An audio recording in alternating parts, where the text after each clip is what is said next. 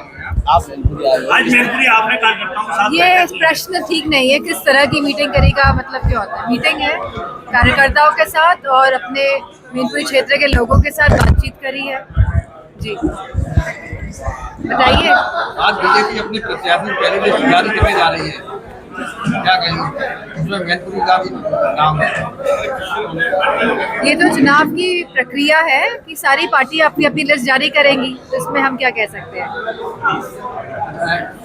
अजय जी को दोबारा सीबीआई का मिलने जा रहा है और ऐसे ही खनन के मामले में जो राज्य मंत्री है प्रतिभा शुक्ला, उन्होंने कहा है कि खनन माफिया इतने मजबूत हो गए हैं कि उन पर कार्रवाई कराना हमारे बस की बात नहीं है। जो कह रहे हैं, जो प्रकरण हुआ है कि सीबीआई का ये जो नोटिस आया है, तो मेरा मानना है कि इस तरह के नोटिसेस बहुत सारे नेताओं को आ रहे हैं जो भाजपा का कड़ा मुकाबला कर रहे हैं। तो ये उसी श्रृंखला में एक कड़ी है, क्योंकि भाजपा जानती है कि आज देश की हालत क्या है।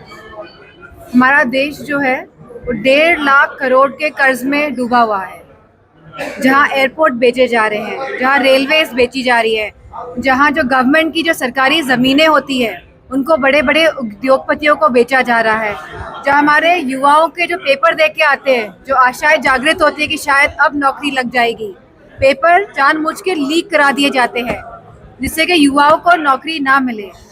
ऐसी योजनाएं लाते हैं अग्निवीर जैसी, जहां गांव की अर्थव्यवस्था, क्योंकि गांव के लोग ही फौज में जाते हैं, किसान का बेटा ही फौज में जाता है, हमारी सरहदों की रक्षा करता है, तो ऐसी योजनाएं लाके गांव की अर्थव्यवस्था को खराब करने का काम करते हैं। जहां महंगाई का सवाल है, जहां पेट्रोल का सवाल है, जहां बिजली का सवाल है, और जहां कहते हैं कि $1 ट्रिलियन इकोनॉमी, जहां कहते हैं डिफेंस कॉरिडोर की बात होती है, जहां ग्लोबल समिट की बात होती है, जहां बड़े बड़े इंडस्ट्रियलिस्ट आते हैं और कहते हैं 60 लाख करोड़ का निवेश हुआ है उत्तर प्रदेश में। किसी भी इकोनॉमी में अगर निवेश होता है तो वहाँ खुशहाली होती है, वहाँ रोजगार होता है, वहाँ महिलाओं की सुरक्षा होती है, और यह सरकार इन सभी मुद्दों में असमर्थ रही है। लेकिन पीएम मोदी कह रहे हैं कि 10 सालों में 25 लाख लोग जो है वो गरीबी रेखा से बाहर आए हैं। जहाँ वो एक तरफ कह रहे हैं कि 25 लाख लोग, भाजपा वाले कह रहे हैं कि गरीबी रेखा से बाहर आए हैं, वहीं वे कह रहे हैं कि हम 80 करोड़ लोगों को अनाज दे रहे हैं। तो ये किस तरह का कैलकुलेशन है, ये कुछ समझ के परे है। ओबीसी की पार्टी ने 7 मुस्लिम बहुल सीटों पर अपने कैंडिडेट उतारे हैं, इस बारे में आप क्या कहेंगे?